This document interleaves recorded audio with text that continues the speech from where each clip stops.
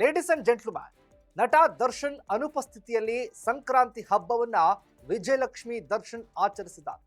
ಮೈಸೂರಿನ ಫಾರ್ಮ್ ಹೌಸ್ನಲ್ಲಿ ವಿಜಯಲಕ್ಷ್ಮಿ ಸಾಂಪ್ರದಾಯಿಕ ಪೂಜೆಯನ್ನ ನೆರವೇರಿಸಿದರು. ಎಸ್ ವೀಕ್ಷಕರೇ, ನೆಲ ಜಲ ಭಾಷೆಗಾಗಿ ಪ್ರಾಮಾಣಿಕ ಪತ್ರಿಕೋದ್ಯಮ. ನೀವು ನೋಡ್ತಾ ಇದ್ದೀರಿ ಫೋಕಸ್ ಟಿವಿ. ನಾನು ಶಿವು ರಾನರಾವ್.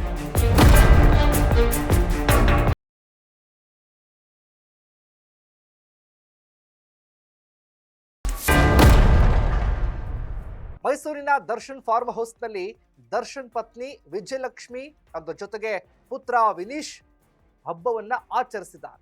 ದರ್ಶನ್ ಜೈಲು ಸೇರಿದ ಬಳಿಕ ಸಾಮಾಜಿಕ ಜಾಲತಾಣದಲ್ಲಿ ಸಕ್ರಿಯವಾಗಿರುವ ವಿಜಯಲಕ್ಷ್ಮಿ ದರ್ಶನ್ ದಚ್ಚು ಅಭಿಮಾನಿಗಳ ಮನಸೆಳೆದಿದ್ದಾರೆ. ಮೈಸೂರಿನ ಫಾರ್ಮ್ ಹೌಸ್ನಲ್ಲಿ ದರ್ಶನ್ ಸಾಕಿರುವ ಬಿಳಿ ಕುದುರೆ ಮುಖವನ್ನ ಹಿಡಿದು ಪೋಸ್ ಕೊಡುವಂತ ಮೂಲಕ ಶಾಂತಿಯುತ ಕ್ಷಣಗಳನ್ನ ಹಂಚಿಕೊಂಡಿದ್ದಾರೆ. ಈ ವೇಳೆ ಪ್ರಾಣಿಗಳು ಹೇಳುತ್ತಿವೆ ನೀವೇನು ಅಂತ ಪತಿ ದರ್ಶನ್ರನ್ನ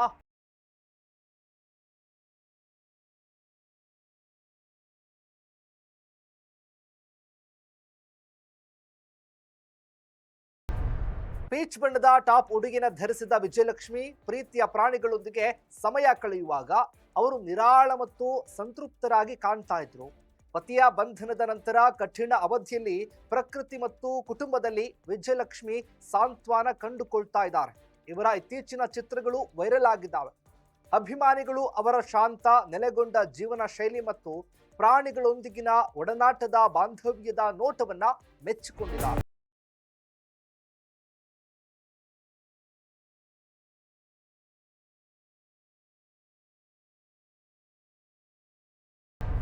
ಮೈಸೂರಿನಲ್ಲಿ ದರ್ಶನ್ ಕುಟುಂಬ ಕೃಷಿ ಜೀವನವನ್ನ ಪಾಲಿಸ್ತಾ ಇದೆ.